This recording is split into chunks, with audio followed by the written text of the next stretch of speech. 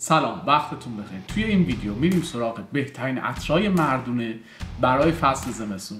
لایک و سابسکرایب توی کانال فراموش نشه.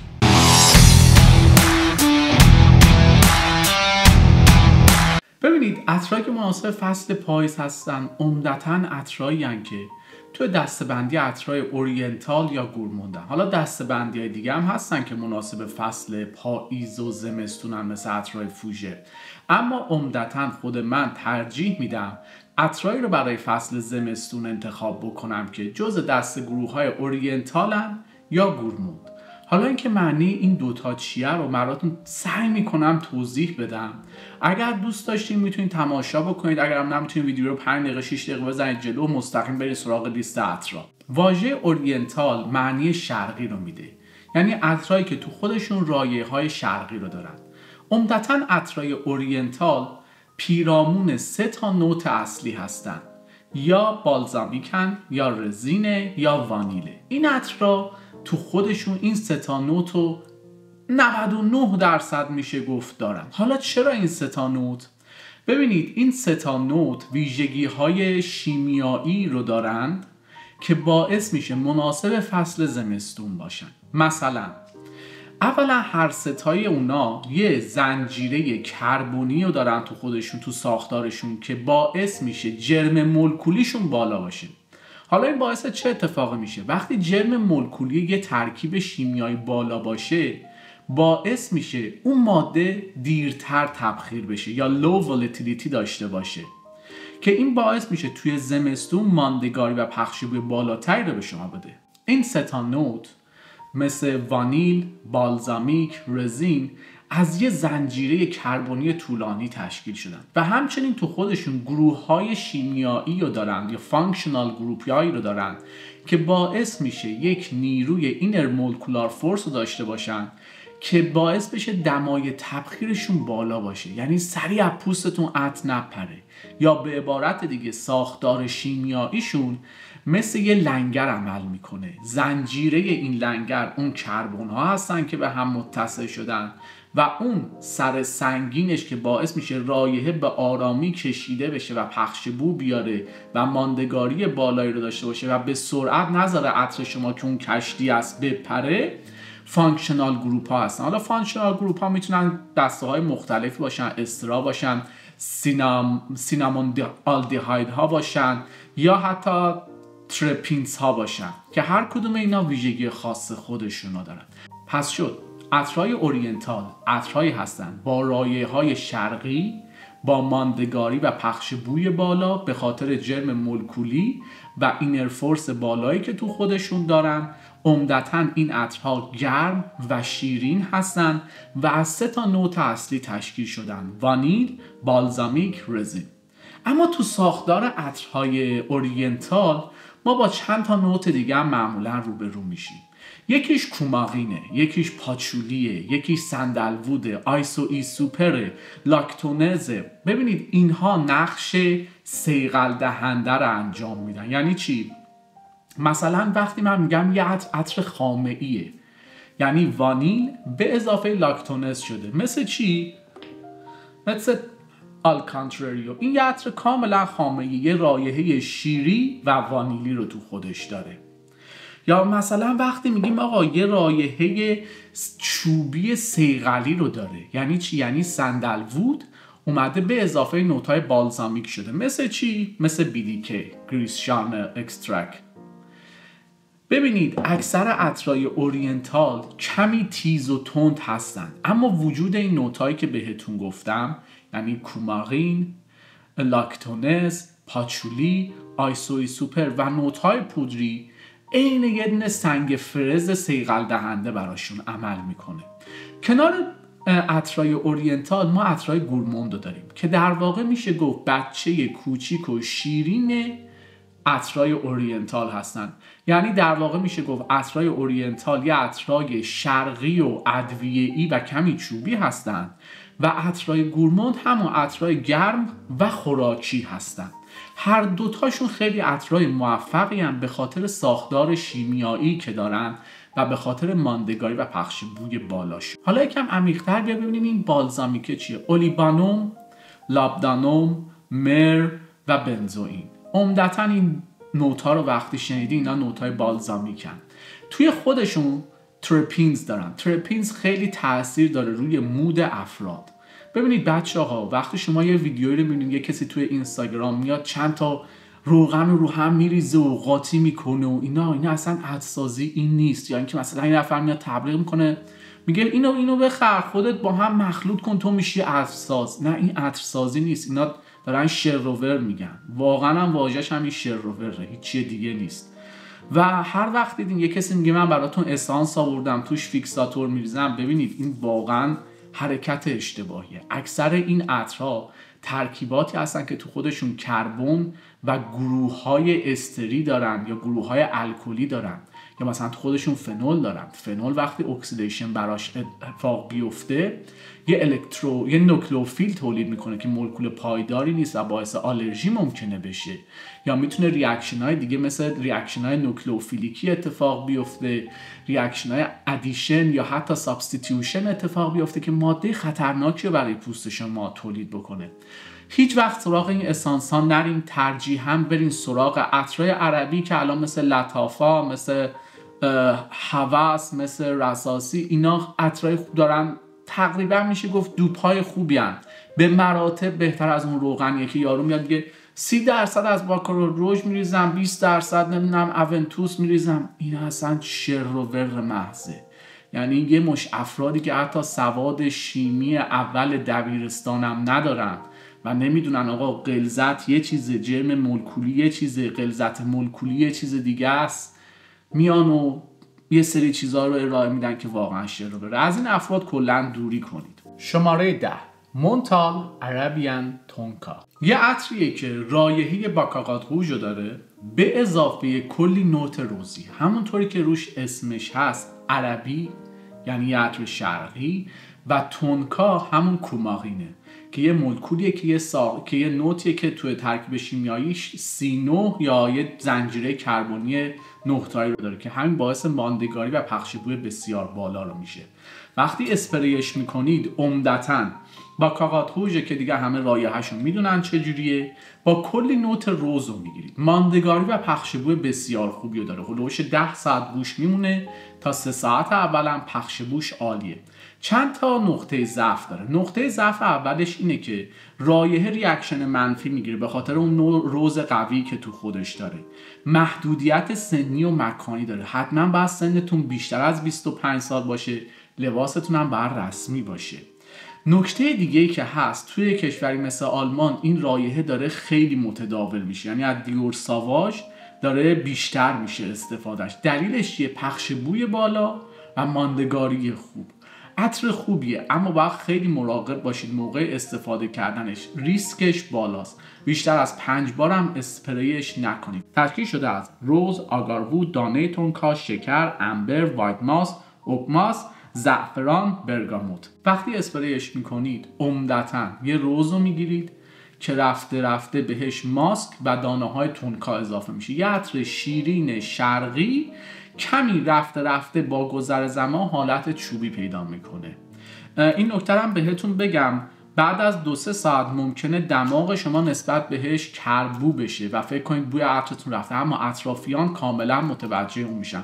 خود منم بیشتر از 5 بار ازش اسپری نمیکنم. شماره 9 رپلیکا بای د فایرپلیس. برادر بالغتر استرانگر ویدیو ابسولوتلی. یعنی این یکم عمیق‌تر، نوتا با کیفیت ترن اما یکم حالت یونیسکس داره و کمی میشه گفت حالت رایحه اتاق بودن رو داره. مثلا میتونید به عنوان حتی ازش روم سنت یا عطر خوشبو کننده خونه ازش استفاده کنید. ریاکشن ها نسبت بهش خیلی عالیه. پخش بو و ماندگاری درجه 1 رو داره. وقتی اسپریش میکنید عمدتاً یاد کریسمس مارکت آلمان میافتید. یعنی وقتی اسپریش میکنید عمدتاً یه نوت بلوطی که دارن دودیش میکنن با کلی وانیل و کمی کاج. بسیار عطر خوبیه. من خودم به شخص خیلی دوستش دارم. مناسب افرادی که سنشون بیشتر از 20 ساله، هیچ محدودیت لباسی رو نداره، راحت ازش میتونید تا 7 بارم اسپری بکنید. تشکیل شده از نوت بلوط، میخک، فلفل صورتی، شکوفه بهار نارنج، گایاک فود، نوت‌های کاجی، کشمیر، بالزام، وانیل. ببینید این هم دوباره یه عطر تقریبا میشه گفت اورینتال گورمونده، به خاطر اینکه یه رایحه چوبی وانیلی رو داره و کمی هم توش رایحه‌های مواد خوراکی مثل بلوط رو داره. بسیار عطر خوبیه. اگر تونستین ورژن قدیمیش که این حالت پارچه‌ای رو داره پیدا بکنید، حالا خیلی درجیه که اگر میخواین یه عطری داشته باشین که نسبت به استرانگر ویدیو ابسولوتلی یکم بالغ‌تر باشه، این گزینه عالیه. شماره 9 جاردینی دی توسکانا بیانکو لاته. غول کامپلیمنت، ماندگاری 18 ساعت، پخش بوی وحشتناک بالا. یکم رایحه به سمت فمینین بودن میره، اما اگر بتونید فیف صفقه این سومه رو پیدا بکنید، ورژن همینه، کمی مردونه ترش. ماندگاری این هم خیلی خوبه، اما میریم سراغ این چون این کامپلیمنت گتر بهتریه. درسته که رایحه کمی زنونه هست، اما با گذر 20 دقیقه و روی پوستتون حالت مردونگی پیدا میکنه و نوت عسل و تونکا غالب میشه. وقتی اسپریش میکنید عمدتاً یه اسپرسوی شیری کاراملی که بعدها بهش نوت عسل خیلی با کیفیت اضافه میشه. ماندگاری، پخش بو، همه چی درجه یک. محدودیت سن و لباس هیچی نداره.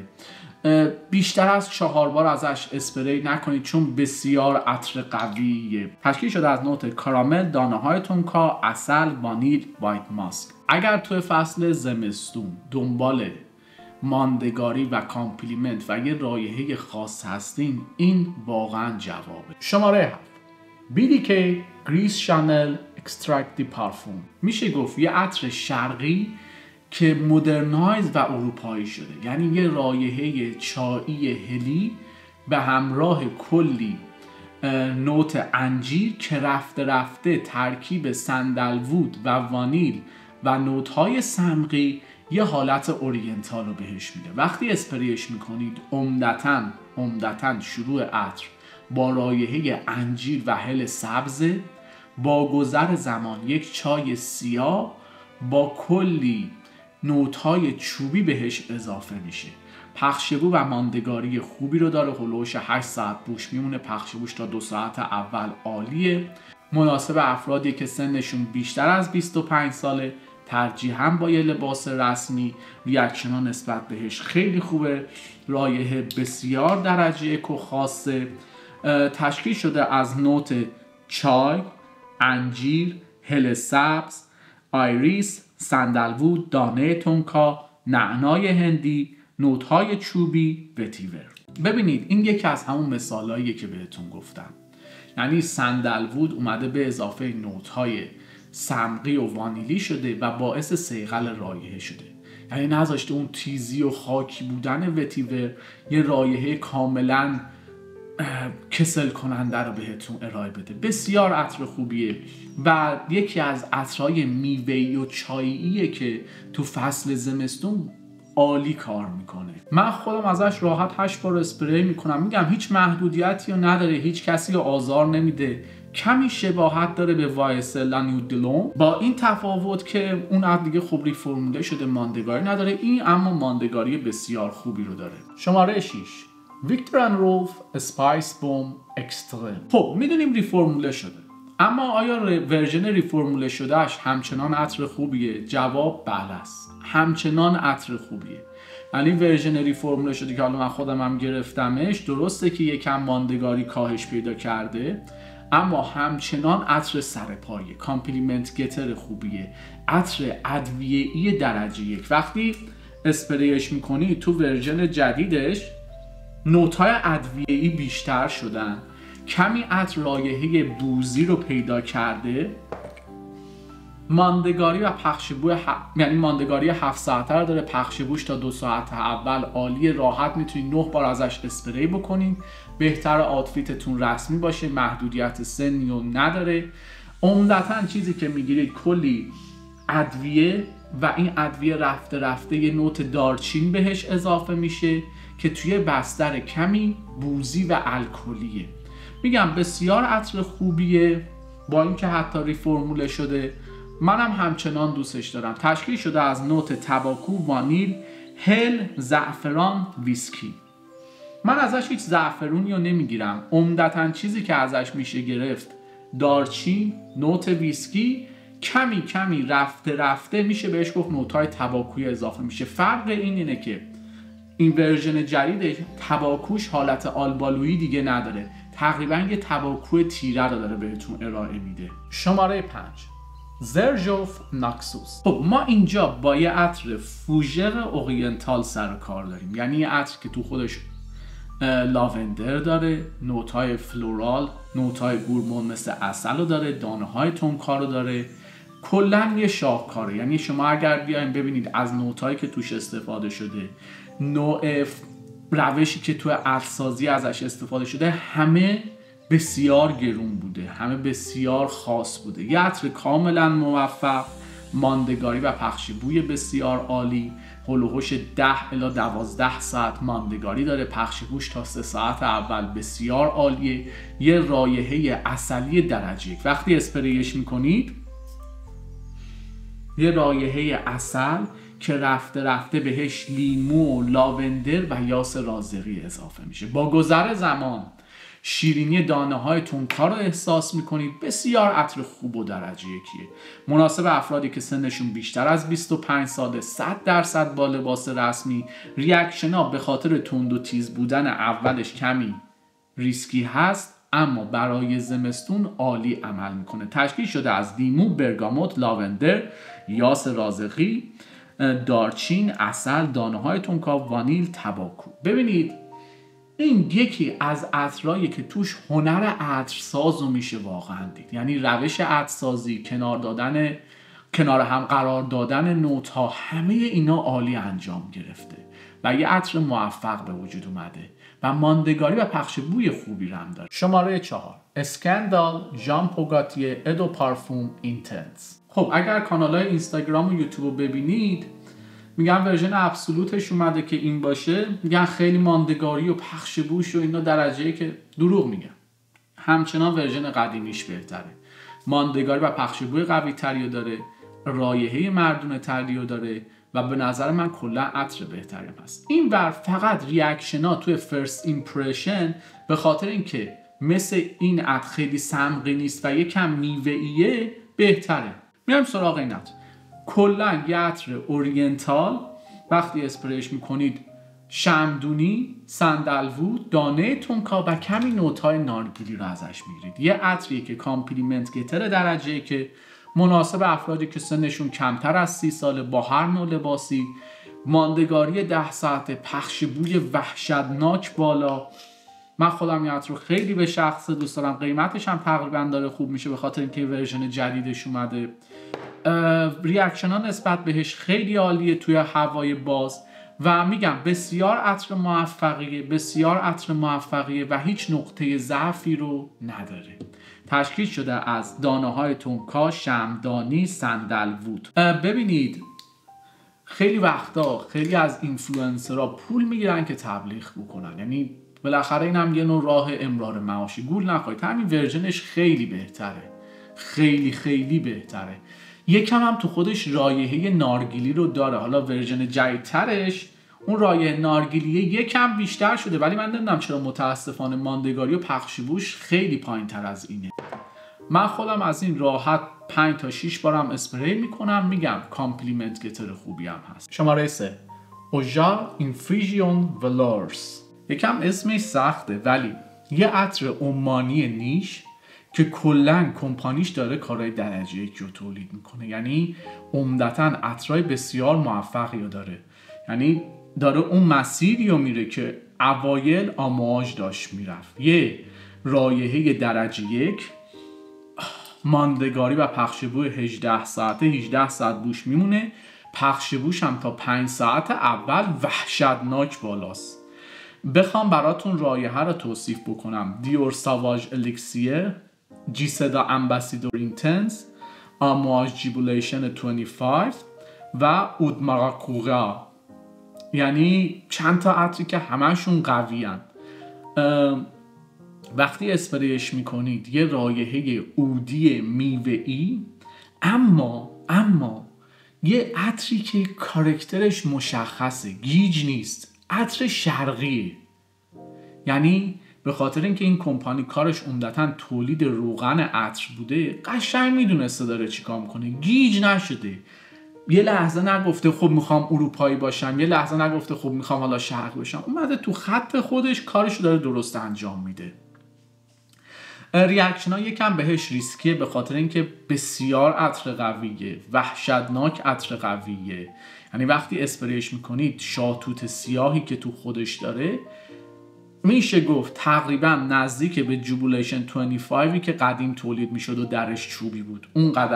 اینقدر قدرتش بالاست و رفته رفته عودی که توش استفاده کردن یه عود درجه که متاسفانه محدودیت سن داره. بهتر سنتون بیشتر از 25 سال باشه و 100% با یه آوتفیت رسمی بیشتر از 4 تا 5 بار اسپریش نکنید، چون واقعا یه عطر قویه و باعث میشه اطرافیانتون کاملا گیج بشن. تشکیل شده از فلفل سیاه، شاهتوت سیاه، دارچین، عود، راسبری، نوت‌های بخوری، نعنای هندی.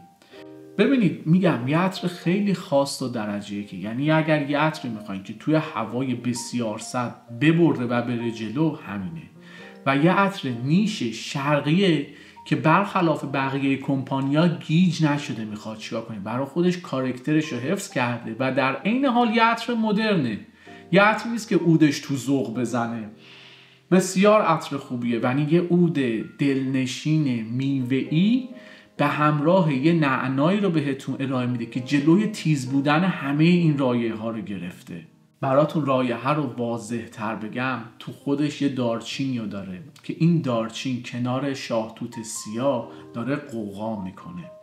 عودش کمی شیرینه ولی در عین حال نوت‌های صداری که توش هست و راسبری باعث شده یه عطر کاملا درجه یک باشه. حتما این عطر رو امتحان بکنید، خیلی عطر خوبیه. شماره 2 جیسدا امباسادور اینتنس. گل بی عیب، یعنی راجع به این عطر هرچی بگیم کم گفتیم، هیچ نقطه ضعفی نداره، مناسب هر سنی، هر نوع آوتفیتی، هر موقعیتی تو فصل پاییز و زمستون هست. گیر آوردنش یکم سخته، تقریبا میشه گفت از همه گروه‌های نوتا تو خودش داره، میوه‌ای، دارچینی، ادویه‌ای، گلی، هر چی که توش فکر بکنید، کاراملی. یه عطریه که واقعا درجه که کامپلیمنت گتر خوبیه، ریاکشن نسبت بهش عالیه، کمی شباهت داره به ساواژ الیکسیر اما این به مراتب عطر بهتریه. پخش بوش هم درجه‌ای که راحت تا 12 ساعت هم بوش میمونه. خود من بیشتر از 6 بارم ازش اسپری نمی‌کنم. تشکیل شده از نوت راسبری، دارچین، هل، میخک، شمعدانی، ارکیده، تونکا، وانیل، چرم. میگم عطر بسیار خوبیه، فقط کمی گیر آوردنش سخته. اما اگر نتونستید گیرش بیارید، این گزینه، این واقعا عطر خوبیه. شماره 1 باس باتل ابسولو. اگر به من بگن که فقط میتونی یه عطر زمستونی داشته باشی، بی برو برگرد همین. یعنی اصلا شک نکنید، یعنی اصلا هرچی در مورد این عطر بهتون بگم کمه. ریاکشنا درجه 1، ماندگاری 12 ساعته، پخش بوی عالی، یه عطر بخوری نعنایی به همراه کلی نوت‌های صمغی، هیچ نقطه ضعفی رو نداره، عالیه این عطر. راحت ازش میتونید تا 6 بارم اسپری بکنید. بسیار عطر قویه، یه عطریه که رایحه یه مرد بسیار قدرتمند و جنتلمن و درست و درمون رو ارائه میده. یعنی این عطر واقعا شاهکار باسه. یعنی میشه گفت درسته حالا داره کلی عطرهای خوب دیگه هم میزنه، ولی این عطر واقعا رویاییه. تشکیل شده از نوت‌های بخوری، چرم، مر، نعنای هندی، داوانا، چوب سدار. رایحه کمی شباهت داره به منطقه تاباک یا پارفوم دی مالیکالای، ولی این دهی چون دوتا رو میزنه. یعنی از نظر ریاکشن، از نظر پخش بو، از هر نظری که نگاه کنید این یه عطر درجه که کامپلیمنت گتر عالی هم هست. یعنی اگر میخواین یه عطر و فقط یه عطر برای فصل زمستون داشته باشین، همینه. یعنی خود من بهم اگر بگن یه عطر فقط حق انتخاب داری برای فصل زمستون، مستقیم میرم سراغم، اصلا فکرم نمیکنم. خیلی ممنون از توجهتون، امیدوارم که ویدیو رو دوست داشته باشین و اگر سوالی دارین تو قسمت کامنت ها بنویسین. مراقب خودتون باشین. وقتتون بخیر، خدا نگهدار.